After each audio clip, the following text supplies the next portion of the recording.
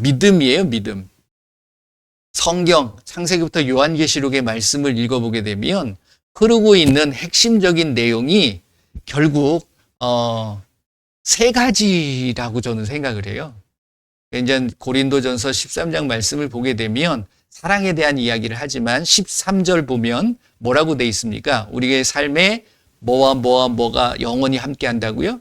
믿음과 소망과 사랑.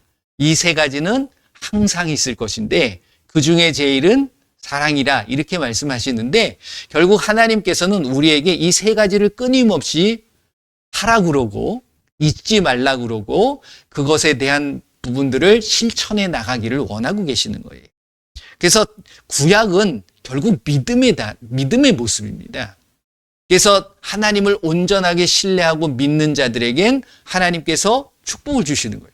하지만 믿지 못하고 의심하는 자, 자기 뜻대로 살아가는 자들에겐 축복이 아니라 자기는 축복이라고 생각할 수 있지만 결국 그 끝은 결코 좋은 결말을 맺지 못하는 모습들을 우리가 볼 수 있는 거예요. 그게 결국은 저주고 멸망할 수밖에 없는 모습들입니다. 그러니까 이 선택은 여러분들과 제가 해나가는 거예요. 그 선택의 기준이 무엇이 돼야 되느냐? 말씀이 되셔야 된다. 다른 것이 돼서는 절대 안 되세요. 그러니까 이 말씀이 주어진 이 성경이 여러분들에게 기본이 되고 기준이 되고 여러분들의 삶의 이정표가 되시기를 바랍니다. 그러니까 이 얘기를 다른 사람들이 뭐라고 하든 여러분들 그거는 참조하시는 거예요. 그게 진리가 될 수는 없어요. 온전히 이 말씀만이 진리임을 여러분들이 믿으시길 바랍니다. 그래서 누가 얘기하면 그게 말씀에 있는 내용이고 그 말씀에서 어긋나지 않는다면 공감할 수 있는 거고 동의할 수 있는 거고 함께 협력할 수 있는 거예요. 하지만 다른 이야기를 하게 되면 여러분들 어떻게 하셔야 되겠습니까? 듣지 마세요.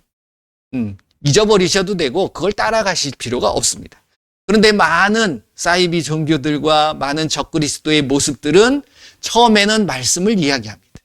근데 나중에는 다른 이야기를 하죠. 말씀에 없는 이야기를 하는. 그러니까 그걸 여러분들이 분별하실 수 있으셔야 될 줄로 믿습니다. 살아계신 하나님의 말씀, 이 말씀은 지식이 되셔는 안 돼요. 어디로 새겨져야 돼요? 여러분들의 영으로 새겨져야 됩니다. 근데 영이 깨어있지 않은데 영으로 어떻게 새겨듣느냐? 그렇잖아요. 그러니까 여러분들의 영이 살아나야 돼요. 살리는 것은 영이니 육은 무익하니라. 즉 육적인 삶을 살아가면서 영적인 것을 알 수 있다? 절대 그럴 수 없어요. 그러니까 여러분들의 육적인 것들을 참 매 순간순간마다 죽이셔야 됩니다.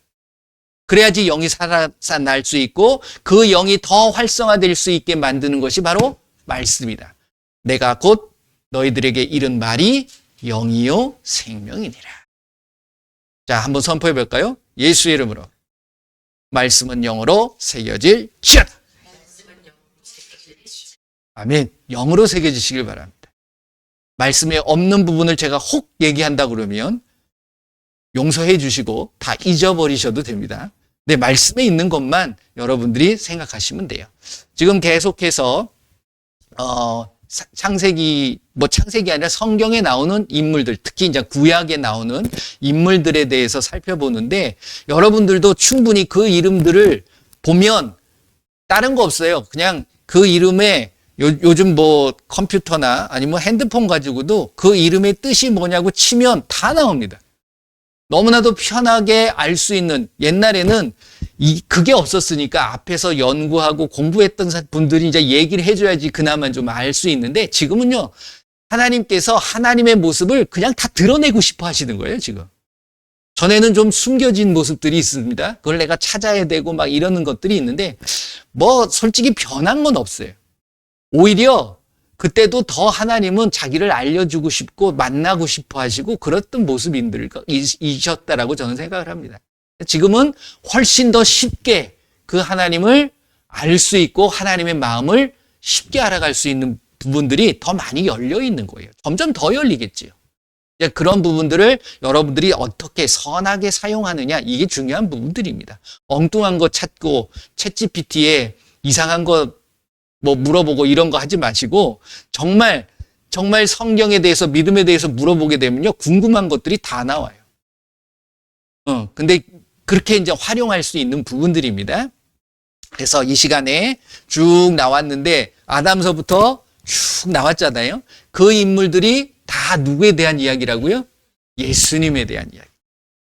그러면서 이제 신할 광야를 통해서 거기서 누가 나왔다고요? 니무롯이 나와가지고 니무롯이 누구의 모습이라고요? 바알의 모습이에요.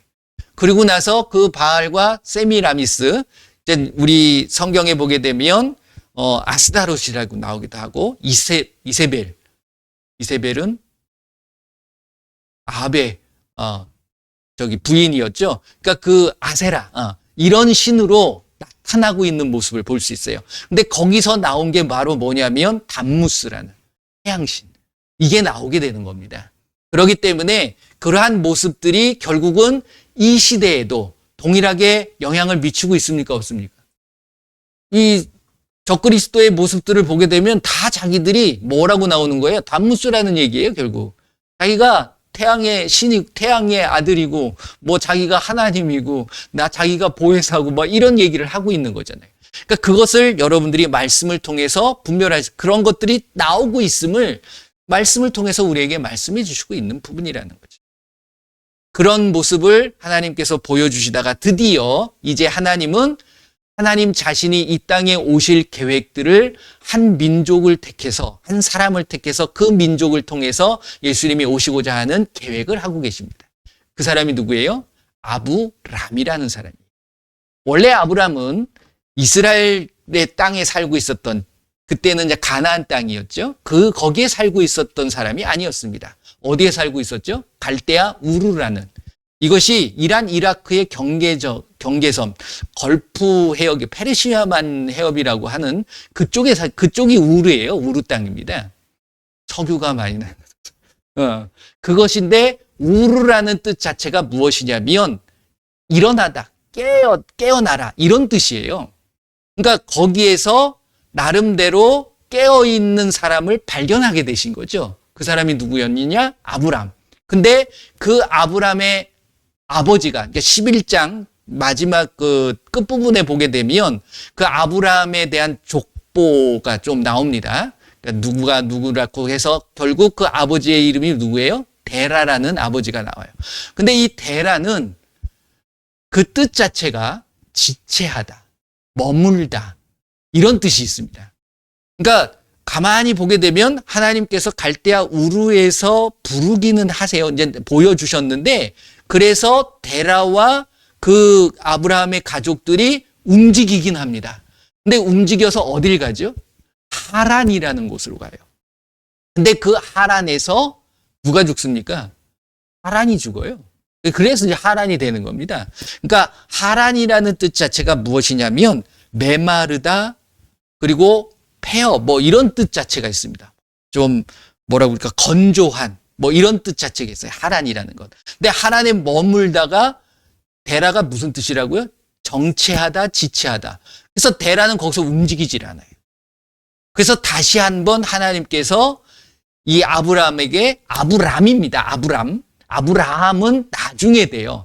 99세의 아브라함이라고 하면서 아들 이삭을 낳게 만드는 거거든요. 그러니까 그 전까지는 아브람이었죠. 아브람의 뜻은 무엇이냐면 존귀한, 고귀한 아버지란 뜻이에요.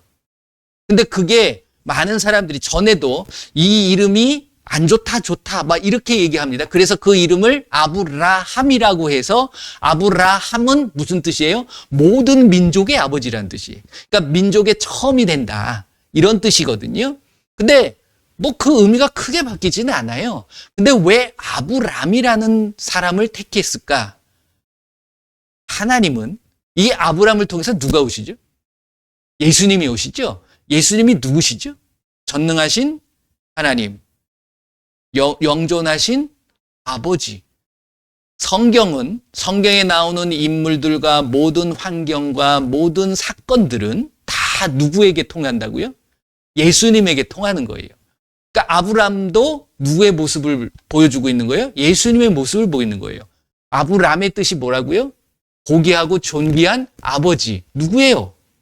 예수님이에요. 그 예수님의, 이 아브람이 가나안 땅을 들어가서 하는 여정과 예수님의 이 땅에 오셔서 보여주는 공생애의 삶이 똑같이 일치하고 있습니다. 놀랍지 않으세요?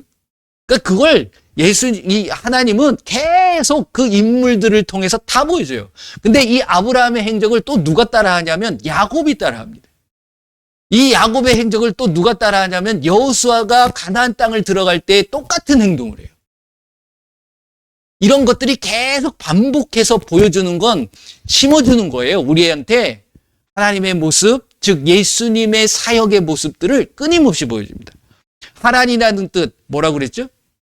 건조하고 메마르다는 뜻입니다. 근데 데라는 그곳에서 자기 이름대로 머물러 버렸어요. 근데 이제 하나님이 그때 이제 아브라함을 찾아와 가지고서 내가 본토 친척 아비집을 떠나라. 이제는. 그래 가지고서 데라가 죽었으니까, 아버지가 죽었으니까 자연스럽게 떠나가게 만드는 하나님의 상황을 만들어 갑니다. 그래 가지고서 그가 어디로 가냐면 드디어 이제 이 가나안 땅으로 들어오지요. 그 가나안 땅에 딱 들어왔을 때에 그가 처음에 머무는 곳이 어디였냐면 하란에서 움직여서 뭐라고 나오냐면, 자, 이게 이제 창세기 12장, 13장을 읽어보시게 되면 나오는 부분입니다. 여러분들이 제가 이제 말씀을 나누고 나서 여러분들이 이 말씀들을 쭉 한번 읽어보시게 되면 그렇게 나오는데, 자, 4절 보게 되면 이렇게 얘기합니다. 그냥 여러분들은 눈으로 이렇게 보세요. 이에 아브라함이 주의 말씀을 따라 갔고 롯도 그와 함께 갔으며 아브라함이 어딜 떠날 때? 하란을 떠날 때 75세였더라. 이제 떠나는 거예요. 12장에 하나님께서 이제 천사들을 통해서 이제 말씀하시는 거죠. 이제는 너희가 고향 친척 아비집을 떠나서 이제 내가 지시할 땅으로 가라. 요때가 이제 몇 살 때? 75세였다. 어디? 하란이라는 거예요. 그래가지고서 5절 보게 되면 그를 데리고 마침내 가나안 땅에 들어가지요. 그리고 6절 보면 아브라함이 그 땅을 지나서 세겜 땅 모래 상수리 나무에 이르니 그때에 가나안 사람이 그 땅에 거주하더라. 7절 주께서 아브라함에게 나타나 이르시되 내가 이 땅을 내 자손에게 이스라엘 땅을 이제 주시겠다는 거예요. 이게 언제 이루어집니까? 여호수아 때 이루어지는 거예요. 그리고 그곳에서 나타나신 그 주께 그가 그곳에서 뭘 쌓아요? 제단을 쌓아요. 그렇죠. 이 세겜이라는 뜻이 무엇이냐면 어깨, 짐을 지다라는 뜻입니다. 어깨에 짐을 지다. 근데 이제 요게, 자, 보세요. 세겜은 어디냐면 8절을 보면 거기서 베델 동쪽 산으로 옮겨 장막을 치니 서쪽은 베델이요 동쪽은 아이라.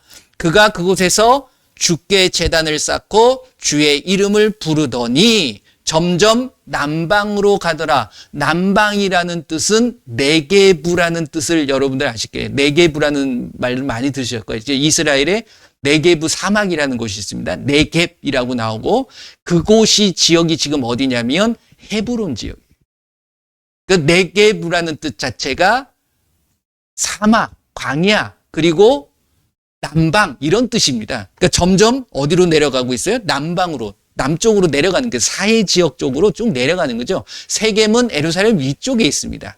근데 이 세겜이라는 게 무슨 뜻이라고요? 어깨에 짐을 지다 라는 뜻입니다. 근데 이게 어디 있다고요? 베델과 아이 사이에 존재하는 거예요.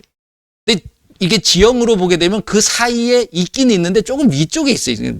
그러니까 이렇게 살펴보게 되면, 근데 이제 그렇게 표현을 하고 있죠. 요게 나중에 이제 13장을 보게 되면 다시 여길 돌아옵니다. 어디 갔다가? 가나안 땅을 갔더니 하나님께서 인도하셨으면 뭔가 풍족하고 그곳에서 뭔가를 누리고 거기서 뭔가를 이루어야 되는데 황폐해. 가뭄이 들어. 우리나라도 비가 안 오면 가뭄이 들어가지고 난리가 아니지 않습니까? 어느 쪽은 비가 너무 많이 오고 어느 쪽은 비가 너무 안 오고 막 이러니까. 그러니까 하나님의 어떤 이러한 모습들을 우리가 늘 살필 수 있는 모습들은 중요합니다. 이게 다 하나님의 계획하심이에요. 그래서 여러분들 잘 알고 계시는 애굽으로 갑니다. 근데 애굽에서 사고를 치죠. 아브라함이. 가가지고 들어가다 보니까 두려움이 확 드는 거예요. 왜? 왜 두려워할까요? 내가 예뻐서.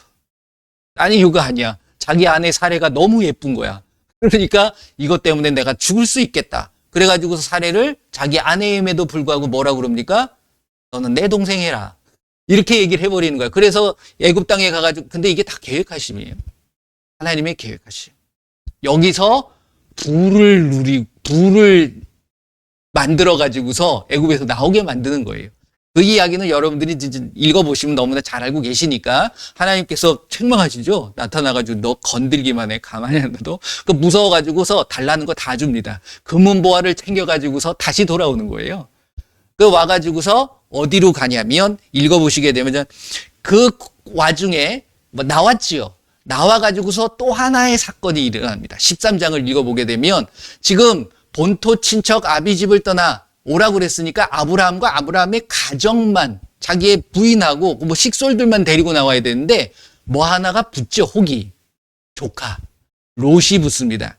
이 롯 때문에 이제 사건이 하나 벌어져요. 그러니까 갔는데 롯도 거기서 부를 누리고 온 거야. 그러니까 뭐 양도 있고 염소도 있고 뭐 소도 있고 그럴 거 아닙니까? 근데 와가지고서 어디에 머무냐면 이들이 다시 어디에 머뭅니까? 세겜이라는 곳으로 와요.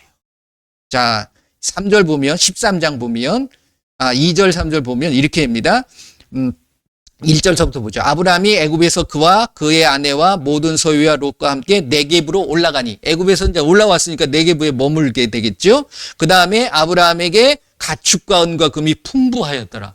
하나님 이걸 만들어 주신 거예요. 여러분들 이걸 읽으시면서 어떤 마음이 드십니까? 그냥 하나님과 함께 하고 계시면 하나님이 하라는 대로만 하면 하나님께서 다 풍성히 채워주시는 거예요. 아브라함이 잘한 짓이 뭐가 있습니까? 여기 보게 되면. 그렇잖아요. 우리가 보면 이게 혀를 찰 짓 아닙니까? 네. 자기 아내를 동생이라고 뭐 동생이긴 해. 그렇잖아요. 사촌 동생이긴 합니다. 근데 그렇다고 해서 자기 부인을 그렇게 얘기하면 요 모습이 그대로 흘러요. 그걸 뭐 회복시키는 거야. 그 가정에 이 회복이 없으면 안 되거든요. 그러니까 이삭도 똑같은 짓을 하죠, 나중에. 예.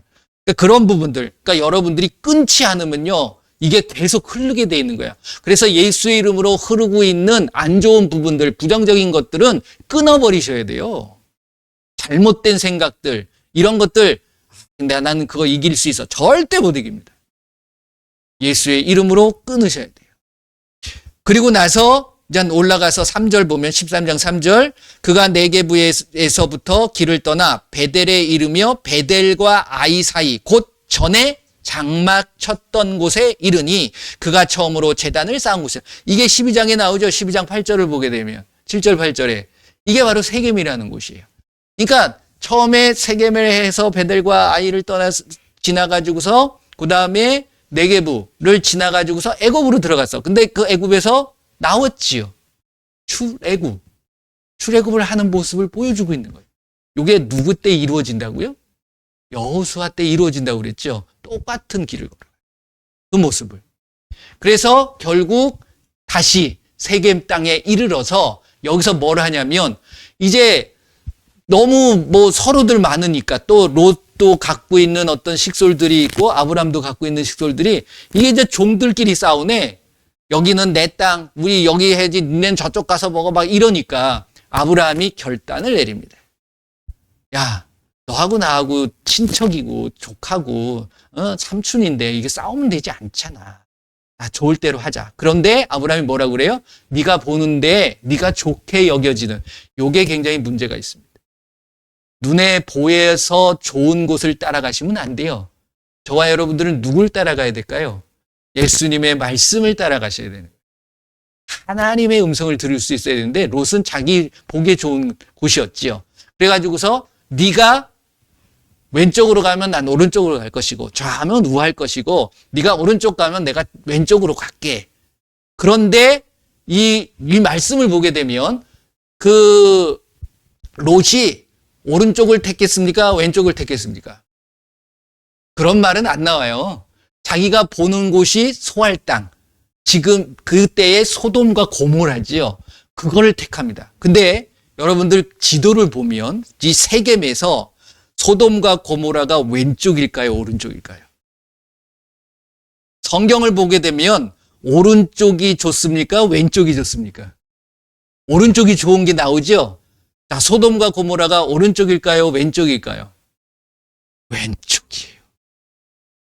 놀랍지 않습니까? 저는 그래서 찾아봤어요. 지도에서. 세겜에서 바라보는 소돔과 고모라 땅은 오른쪽일까 왼쪽일까 봤더니 왼쪽인 거예요. 이 아브람은 오른쪽인 헤브론을 택합니다. 헤브론이라는 뜻은 무엇이냐면 연합하다, 친구라는 뜻이에요. 그러니까 하나님의 친구가 되는 아브라함의 모습을 보는 거예요. 그래서 성경에, 이 구약 성경에 하나님께서 친히 너는 나의 벗이라 라고 한 사람은 한 사람, 아브라함밖에 없어요. 놀랍지 않습니까? 그래서 그 이름을 헤브론이라고 하는 거예요. 그게 한번 찾아볼까요? 어디 나오는지 아세요? 구약에? 이사야서 41장. 이게 이제 야고보서 2장 23절에 나오잖아요. 아브라함을 벗이라 칭하셨다라고 하는 것이 구약에 그럼 벗이라고 칭한 게 나와야 되는 거 아니겠습니까? 41장 8절 한번 보세요. 이사야서 41장 8절. 말씀에 없는 말을 하나님이 하시지는 않습니다. 그리고 우리가 하나님의 말씀 속에 없는 이야기를 할 필요가 있다, 없다? 없다. 자, 읽어보세요. 8절. 그러나 나의 종 너 이스라엘아, 내가 택한 야곱아, 나의 벗 아브라함의 자손아. 이렇게 얘기합니다. 여기서 이제 아브라함을, 이때는 이제 아브라함이었죠. 근데 이제 아브라함이었을 때 그 헤브론이라는 곳이 무슨 뜻이라고요?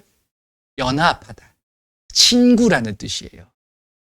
자, 이 모습을, 요 모습에 대한 이야기를 하고 다음 주에는 아브라함에 대해서 할 얘기가 참 많이 있습니다. 그러니까 히브리서 11장 8절부터인가요? 아브라함에 대해서 이야기를 하는데 제일 많이 나와요. 아브라함에 대한 이야기들이. 왜? 그만큼 믿음의 시작이기도 하고 그 어떻게 여러분들이 믿어야 될 것인가에 대한 부분을 아브라함을 통해서 여러분들이 깨달으셔야 되는 부분들이 많이 있기 때문에. 그래서 다음 주에 한 번 더 말씀을 나누기로 하고 오늘은 이 여정에 대한 부분을 이야기하면서 제가 아까 뭐라고 했죠? 이 여정이 뭐와 같다고요? 계속해서 반복해서 결국 예수님의 모습하고도 똑같다라는 거예요. 자, 아까 말씀드린 것처럼 화란이라는 뜻이 무엇이라고 그랬죠? 하란에서부터 움직이죠? 하란이 뭐라고요? 메마르다. 그렇죠? 건조한 이런 뜻입니다. 무슨 말이에요? 사막이고 광야라는 모습이에요. 자, 세겜이라는 뜻은 뭐라고 그랬죠? 그래서 세겜으로 왔죠? 세겜은 뭐와 뭐 사이라고 그랬어요? 성경에서 굳이 따져보면 그런 사이는 아닌데 아무튼 그 사이에 있긴 해요. 근데 정확하게 우리가 뭐 동쪽 서쪽에서 딱 가운데 이렇게 있어야 되는데 그런 식은 아니고 뭐 좀 사이긴 하지만 그 중간에 껴있긴 하지만 정확한 사이는 아니지만 그렇게 있어요. 근데 그 의미를 부여하는 게 설명할 때 뭐와 뭐 사이에 세겜이 있다라는 이야기를 합니까? 베델과 아이라고 얘기하죠. 그럼 베델은 여러분들 잘 알고 계시고 하나님의 집이라는 뜻이에요. 베델이라는 게. 하나님의 집, 아이라는 거는 황폐한 폐허덤이라는 뜻이에요. 그 사이에 뭐가 있다고요? 세겜이 있다는 거예요.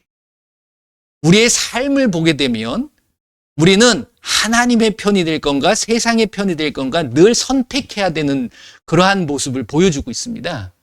그러니까 황폐하고 폐허더미는 어딜까요? 천국일까요? 세상일까요? 세상의 의미예요. 아이성. 여호수아가 아이성을 들어오잖아요. 그리고 나서 들어오는 모습을 그래서 세겜에 가가지고서 그곳에서 제단을 쌓습니다.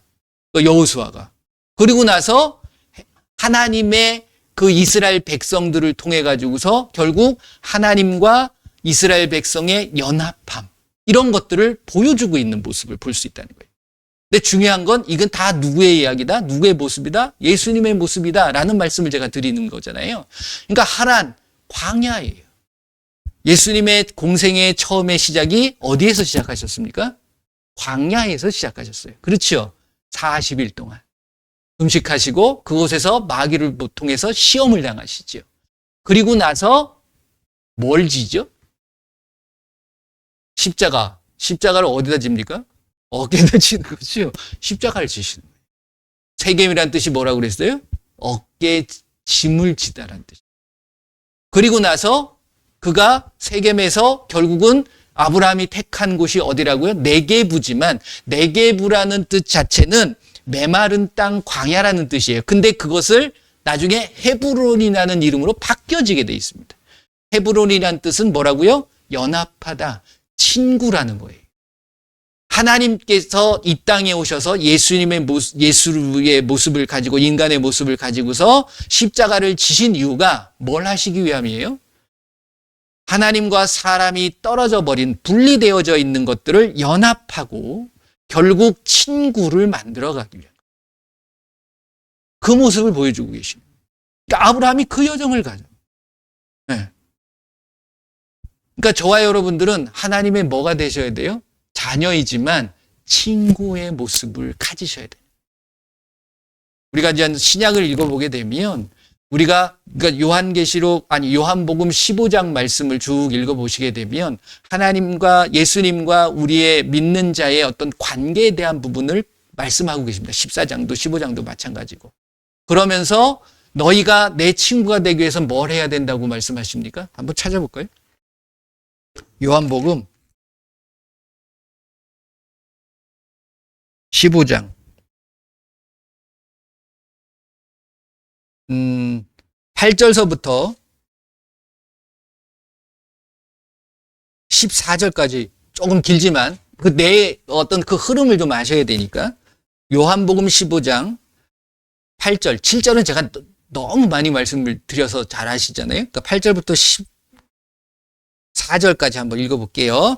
너희가 열매를 많이 맺으면 내 아버지께서 영광을 받으실 것이요 너희는 제자가 되리라. 아버지께서 나를 사랑하신 것 같이 나도 너희를 사랑하였으니 나의 사랑 안에 거하라. 내가 아버지의 계명을 지켜 그의 사랑 안에 거하는 것 같이 너희도 내 계명을 지키면 내 사랑 안에 거하리라. 내가 이것을 너희에게 이름은 내 기쁨이 너희 안에 있어 너희 기쁨을 충만하게 하려 함이라. 내 계명은 곧 내가 너희를 사랑한 것 같이 너희도 서로 사랑하라 하는 이것이니, 사람이 친구를 위하여 자니 너희는 내가 명하는 대로 행하면 곧 나의 거예요. 이걸 만드시는 거예요. 친구는 뭘 해야 된다?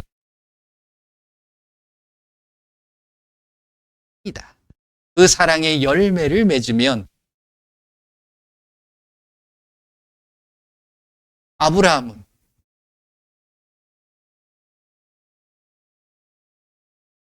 하나님의 말씀을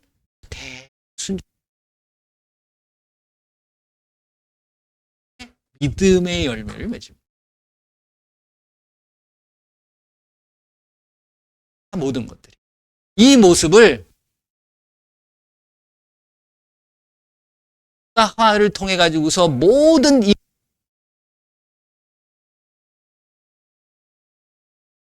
그러니까 말씀을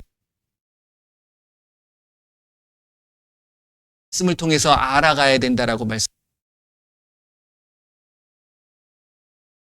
하나님의 뜻이 중요하지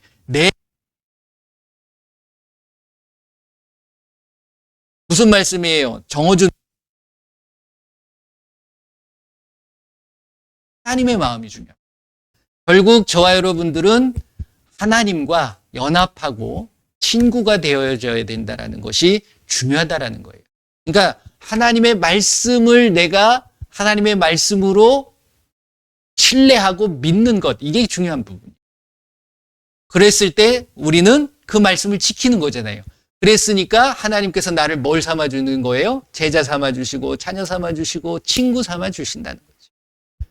하나님의 친구가 되시기를 바랍니다. 예수님의 친구가 되시기를 바랍니다. 그럴 때 예수님께서는 우리와 늘 함께 해주시는 거예요. 우리가 아까 그 찬양을 드린 이유가 그겁니다. 내 진정 사모하는 친구가 되신 구주 예수님을 여러분들 뭐 하셔야 돼요? 사랑하셔야 돼요. 목숨을 위해서, 그 친구를 위해서 목숨을 버리는 자가 진정한 친구가 되는 것처럼 예수님은 나를 위해서 목숨을 버려주셨어요.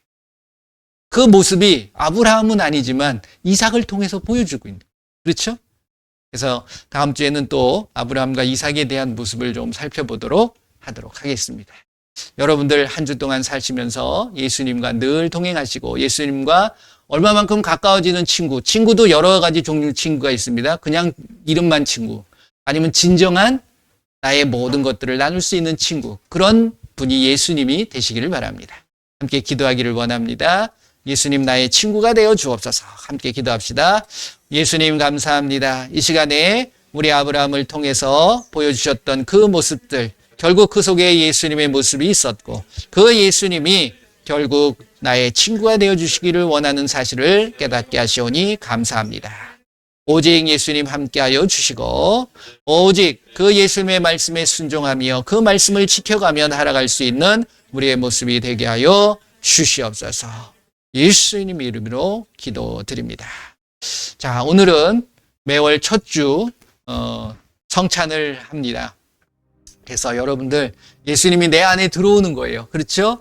그 떡을 뗄 때 그 떡이 예수님의 살이 되시는 거고 포도주를 마실 때 그 잔을 먹을 때 예수님의 피가 되므로 내 안에서 예수님과 늘 함께 하겠다라는 고백과 여러분들의 선포임을 여러분들이 믿으시길 바라고 이 성찬을 할 때 제가 늘 말씀드리지만 나의 죄를 다시 한번 돌아보셨으면 좋겠습니다. 혹시 여러분들이 지은 죄가 또 이 성찬을 회개하지 않고 먹게 되면 뭘 먹는 거냐면 죄를 먹고 마시는 것이 돼버리기 때문에요. 이 시간에 다시 한번 기도하시면서 그 모든 죄를 예수님의 이름으로 씻어주시고 이 시간에 예수님이 내 안에 들어와서 온전히 하나 되게 해달라고 한번 다 같이 기도하도록 하겠습니다. 예수님 감사합니다.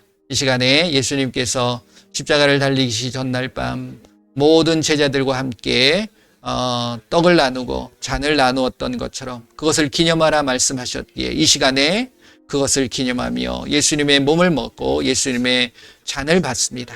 예수님, 이 시간 그 모든 몸과 그 피가 내 안에 들어오게 하여 주시고 하나 되게 하여 주시고 온전히 연합하여 예수님과 친구의 삶을 살아갈 수 있는 우리의 모습이 되게 하여 주시옵소서. 혹시 내가 지은 죄가 아직도 있다면 그 모든 것들을 예수 이름으로 깨끗게 하여 주시고 온전히 그 예수의 이름의 놀라운 능력과 권세가 이 성찬을 하는 동안 나타나게 하여 주옵소서. 우리의 연약한 몸들이 강건하게 하여 주시고 치료되게 하시고 회복되게 하여 주시옵소서. 이 시간을 이 모든 모임을 방해하는 악하고 더러운 귀신들은 예수의 이름으로 다 떠나갈 지어다. 예수의 이름으로 기도드립니다. 아멘. 자, 감사합니다. 자, 먼저 빵을 나누겠습니다. 예수님께서 떡을 떼시면서 이것은 나의 몸이니 먹어라 라고 말씀을 하십니다. 자, 이 시간에 예수님께서 주세요.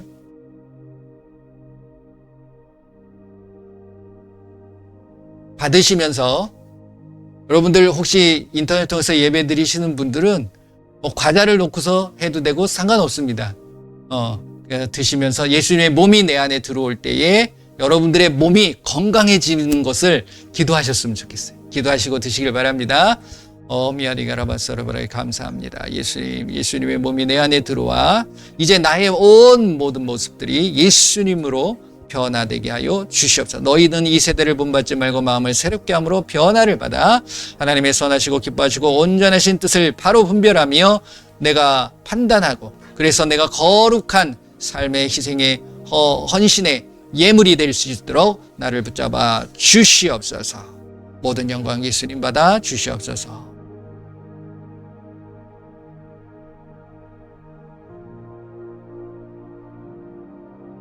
여러분들의 몸이 예수님의 몸으로 변화되도록. 예수님은 건강하셨을까요? 아프셨을까요?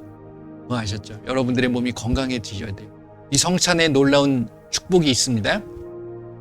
잔을 나눠주시길 바랍니다. 예수님께서 잔을 나눠주시면서 이 잔은 나의 피다라고 말씀하십니다. 이제 예수님과 피를 나누는 사이, 피가 예수님의 피가 내 안에 들어왔다는 건 내가 예수님과 가족이 되는 거죠. 그래서 하나님의 자녀가 되는 거예요. 하나님의 자녀로 내가 살겠습니다. 여러분들이 기도하시면서 같이 잔을 나누셨으면 좋겠습니다. 잔을 받으시고 기도하시길 바라요. 예수님의 잔을 받았습니다. 예수님의 피가 내 안에 들어오게 하여 주시고 내 피가 온전히 사라지고 예수님의 피로 온전히 바뀌어져서 이제 내 안에 예수님의 피가 흐르게 하시고 그래서 예수님의 삶을 살아갈 수 있는, 예수님의 제자의 삶, 예수님의 친구의 삶, 하나님의 자녀의 삶을 살아갈 수 있는 우리 모두가 되게 하여 주시옵소서. 시길 바랍니다.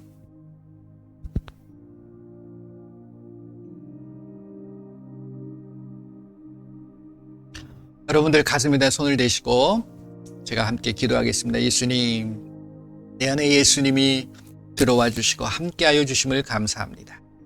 이제 나의 삶에 온전히 예수님의 이름으로 살아가게 하시고 그리스도로서 살아가는 우리의 모습이 온전히 예수님 앞에 우리에게 주셨던 그 예수님의 말씀대로 순종하며 그 말씀들을 하나하나 지켜가며 살아가기를 원합니다.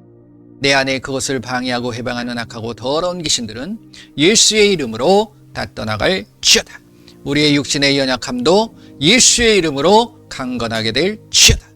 우리의 모든 삶의 지혜도 예수의 이름으로 임할 지어다.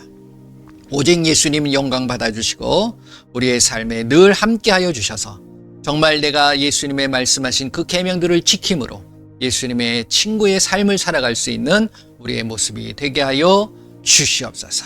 모든 영광 예수님 받아주시고 예수님이 이 땅에 평강의 왕으로 오신 것처럼 우리에게 늘 평화가 임하여 주게 하시고 늘 삶의 평안이 임하게 하여 주시옵소서. 자, 여러분들 계속해서 아픈 곳이 있다 그러면 그곳에다 손을 대시고 이 시간에 예수 이름으로 명하시길 바랍니다. 선포하시길 바랍니다. 그리고 믿으시길 바랍니다. 다 같이 기도합니다.